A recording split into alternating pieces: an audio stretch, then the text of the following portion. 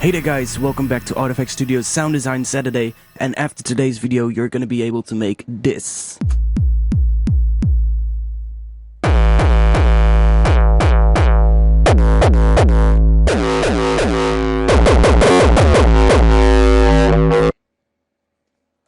Let's get started. So the first thing you'll need is a 909 bass drum. I've got this pack, it's by Goldbaby, some really good tape saturated 909 kick drums. They already sound pretty good. Now I'm looking for a kind of like a long one, so I'm gonna go to the last ones right here. Let's see. That one sounds pretty good. I'm going to drag this on my audio track that I've got right here. My current tempo is set to 170 beats per minute, which is about the tempo you would probably want to use. Something around 150 to 180 is probably gonna sound good for this kind of track, for this kind of sound. So I'm gonna duplicate this 4 times, and let's drag my loop marker to here, and that results in something like this.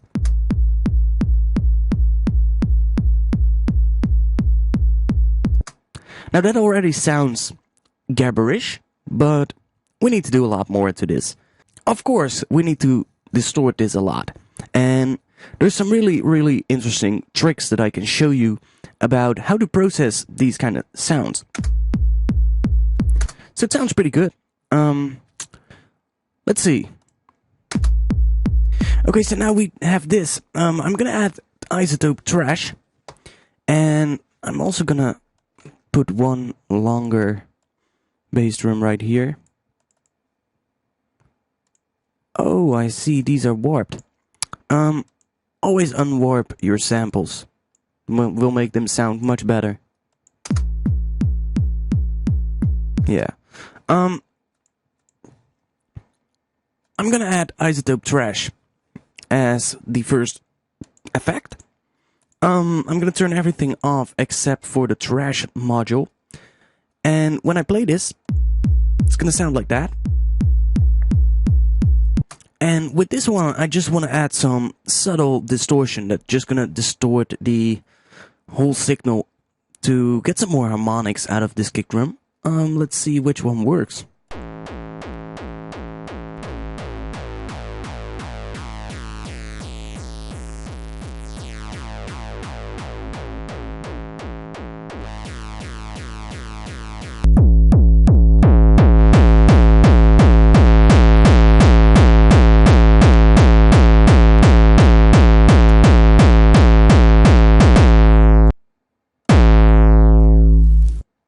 Sounds pretty decent. I can also use the box model if I want. Gives it a different tone, and when you then play around with the mix, you can really change the character.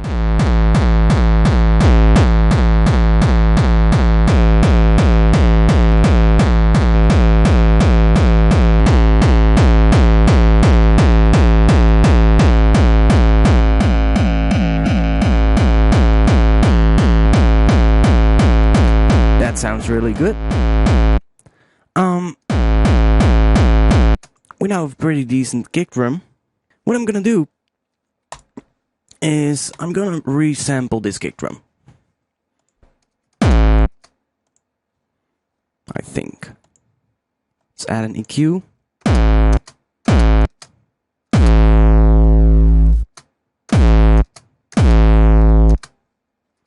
That sounds pretty okay. Let's add a saturator at the end.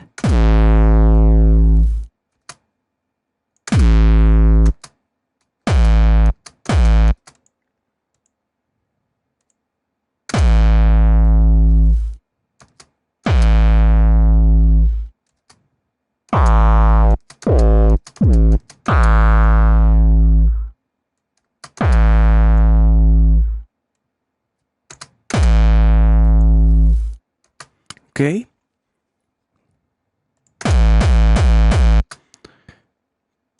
big thing now is that by changing the EQ that's before the saturator, you can really create some different effects.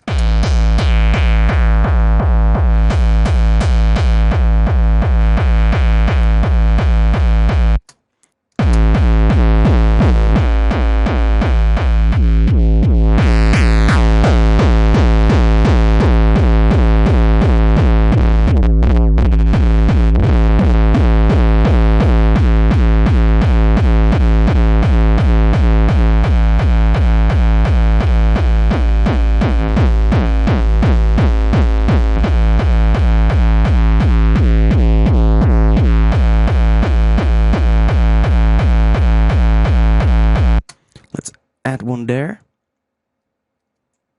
Let's boost a little bit right behind it. And I'm also going to boost right before it. See what that does.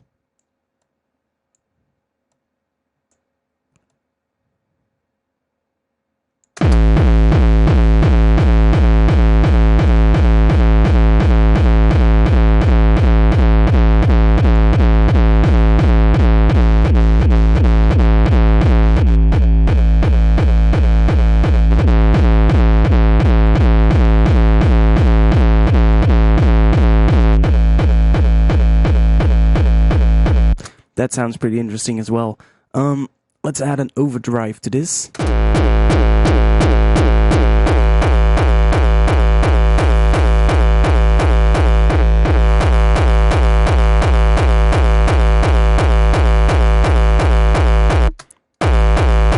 Sounds pretty good.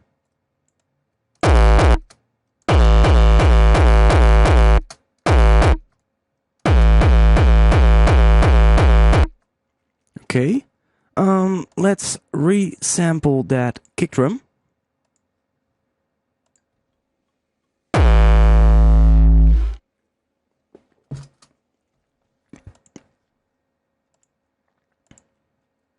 This is now our kick drum. And I can take this part,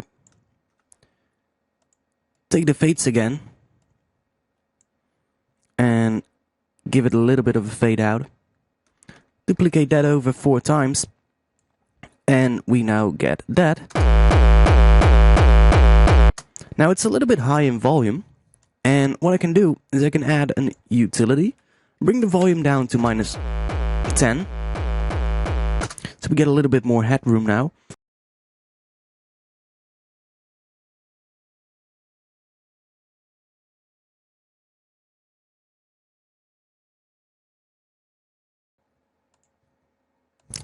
I think I need to do this manually.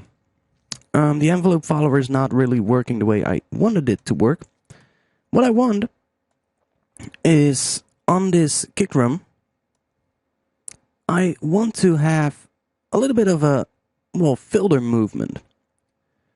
So what I can do on the second part of that sample, so that's right here, I want the filter frequency to move down a little bit.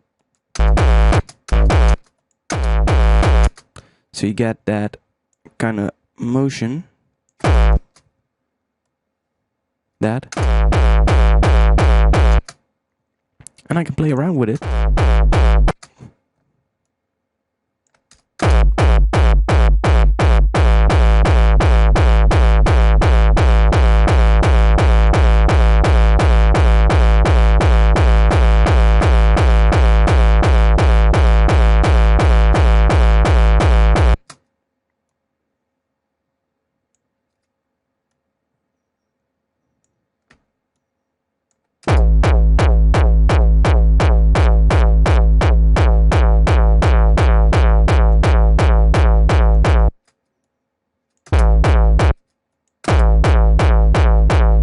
I think that sounds pretty interesting.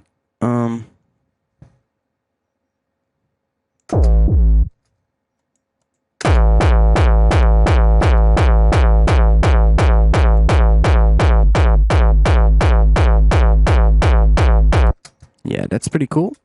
I'm going to delete these.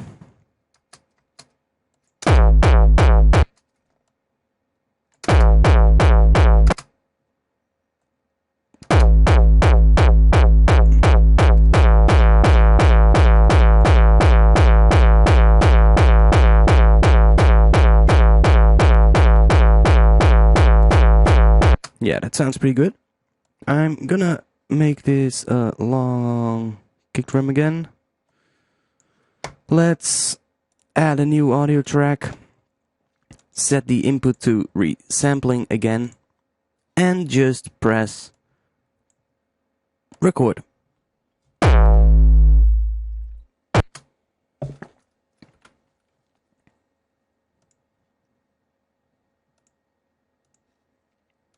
So that leaves us with this sample. And let's just take that first 4.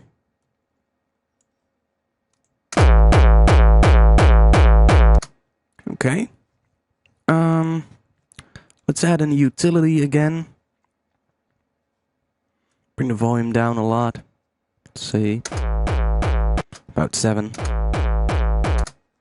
Starting to sound a little bit better now. You can clearly see that first portion of the kick really has a lot of power at that first part. Let's see how the envelope follower reacts right now. You know, it is not really responding the way I want it to respond. It's sort of like responding with something like an attack at the sound, and I don't want to have an attack. So let's see.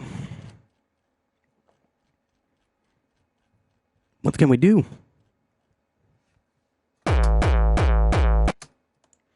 Let's add some additional distortion.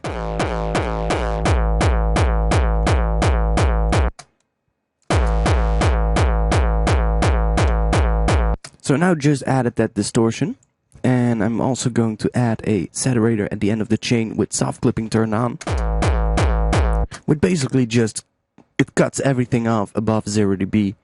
And let's add an EQ8 before the overdrive. And I'll show you, when you EQ things before a distortion, you can really, you can control the characteristics and the sound of the distorted signal by EQing the signal in front of the distortion. So when I add some low frequencies, for instance, when I boost these, you're really going to hear a lot of difference. I'll show you.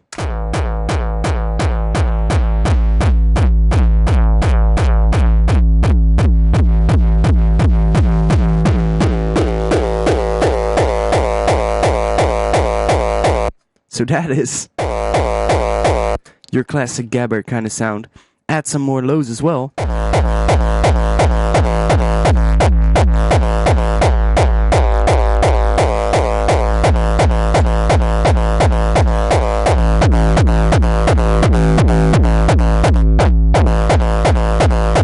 And with this kind of sound design, you don't really want to spend too much. You don't want to worry about adding enormous amounts of frequencies with the equalizers. You know, right now I'm not using equalizers to control the sound. I'm using equalizers to, in a much more creative way. And boosting 15 dBs is something that I'll do a lot when doing these kind of sounds.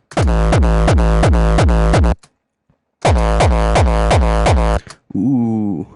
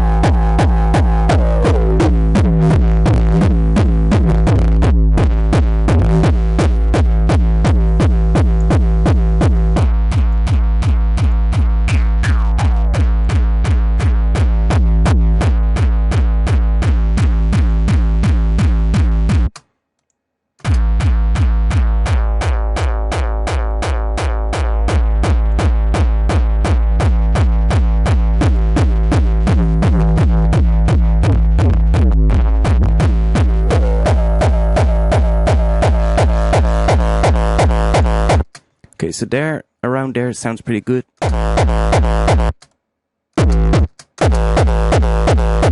Yeah. That sounds good. I can then add another EQ. And this one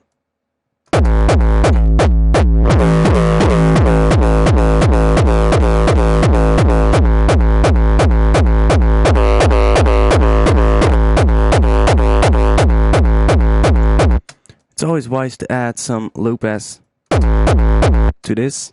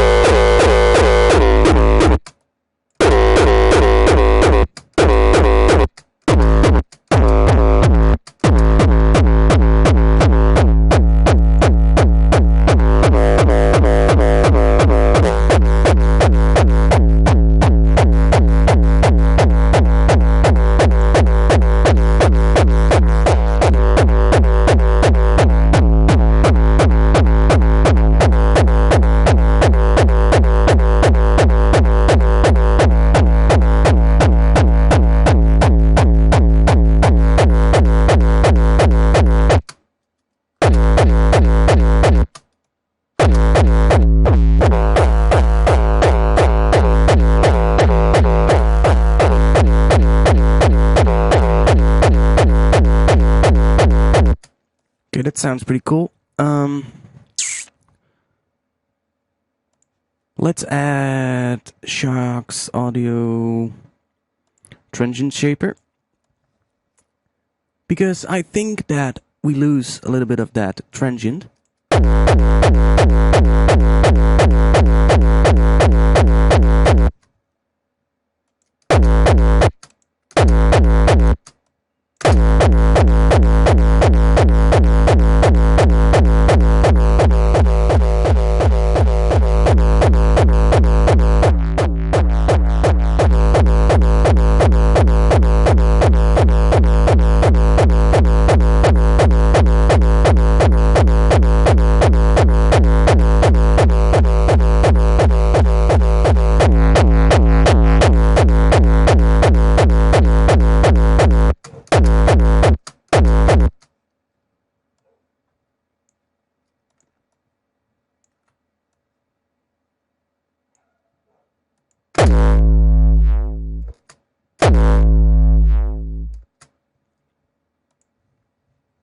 So let's resample this again, because that's the essential thing to creating these kind of sounds. Oh, sorry.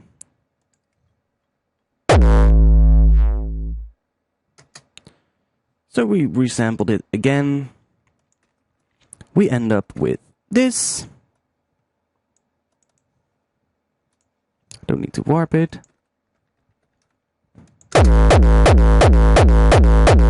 You can see that every time we resample this, we're getting a whole lot closer to where I want to be. I mean, we started with that, moved to this, then we moved to this, and now we're going to change this up again. I think this one sounds pretty good already. Would be wise now to add a multiband dynamics and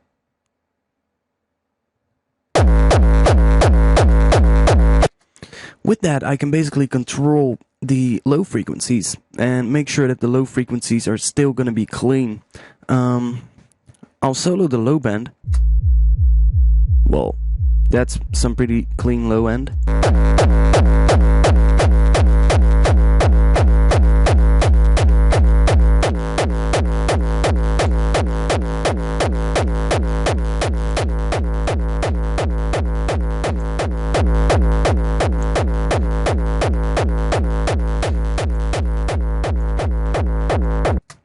let's add another, where are you? Isotope trash. Now another cool thing of trash is that it's actually a multiband distortion.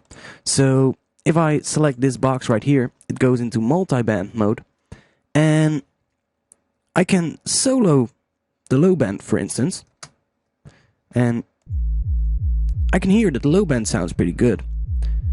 I can then add some tape saturation to the low band and bring the overdrive up.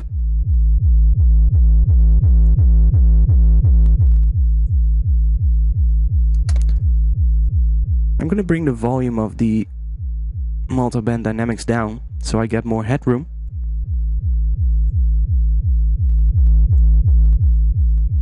That sounds pretty good. That's the mid band.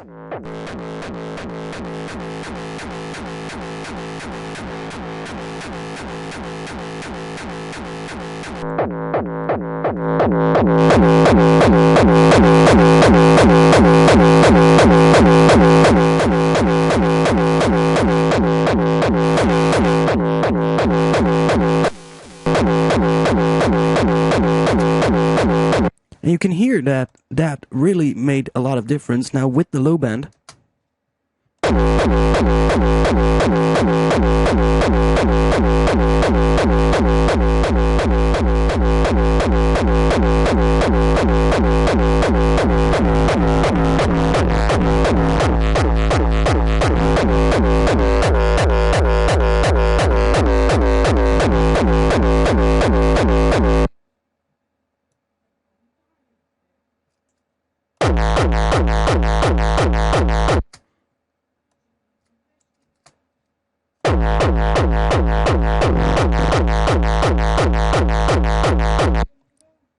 That sounds pretty good.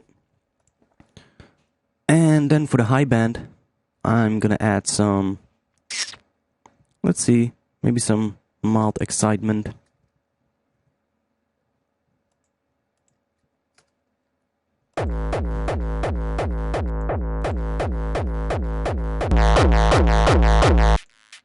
This is the high band.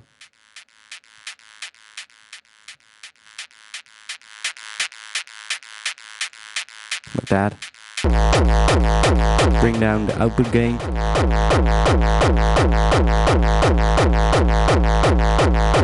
Yeah, that makes it sound a lot more interesting. I'm gonna go to the box model again, and let's see, I'm just gonna pick one, a random one, Broxton modified. Let's bring the mix down.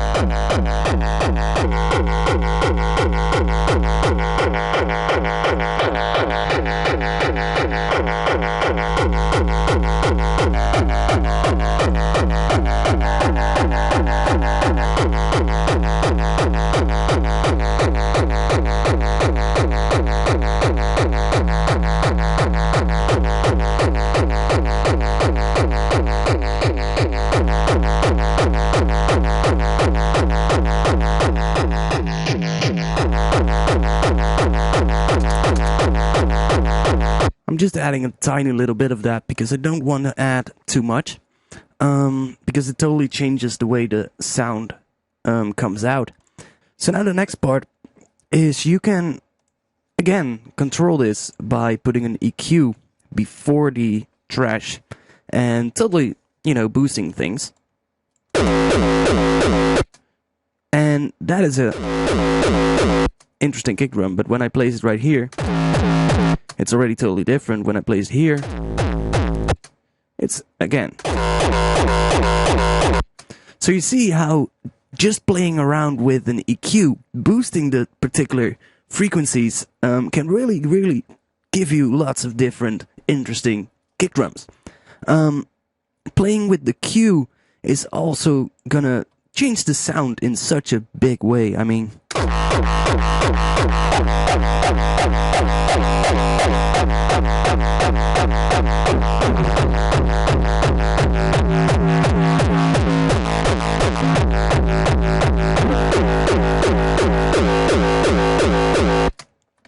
And if you put an auto filter before the distortion as well, and set this to the lowest setting possible,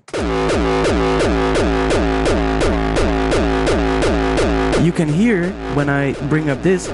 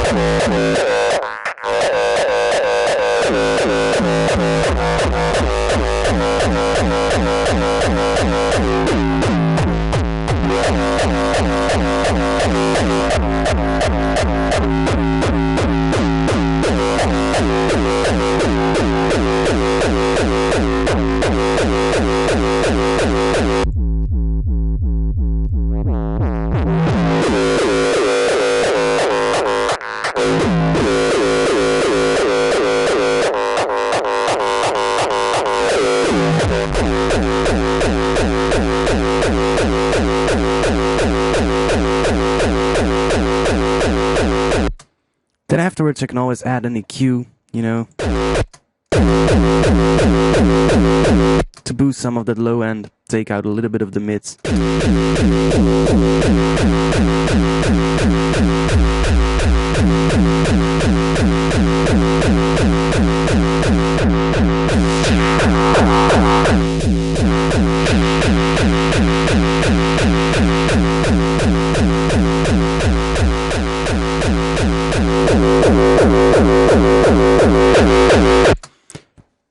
You can see how this can go on and on and on for countless of hours.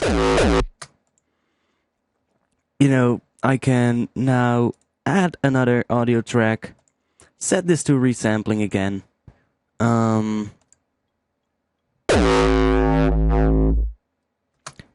Leaves us with that, which is pretty good. Now I could add another audio track, add the original one in there, bring up the fades for both of them, add a little bit of a fade out, like that, duplicate this over, and now we have actually layered these two together. So what you get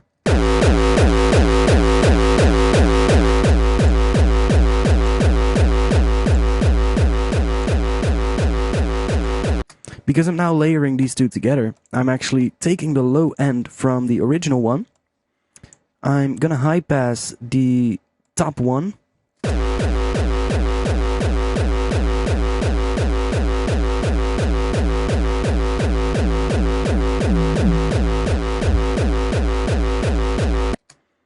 and that one is going to provide the super low end.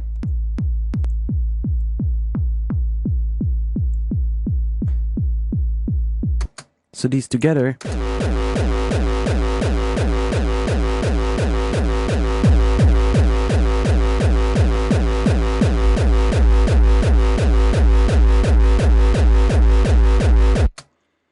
so that is then recorded into our new audio track. Leaves us with that. I can solo this. I can loop this. Always be sure that you add that little bit of a fade out at the end. And just loop that. And I like to add a saturator, of course.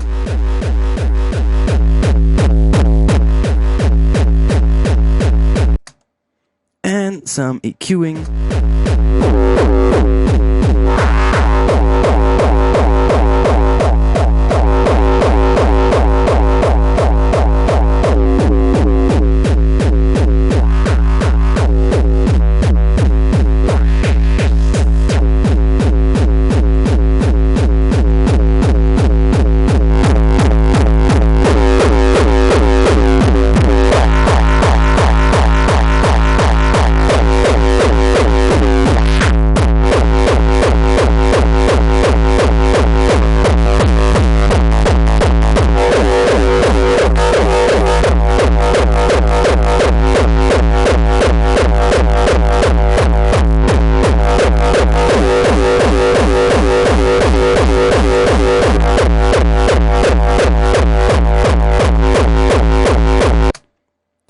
I think I'm gonna stop for now.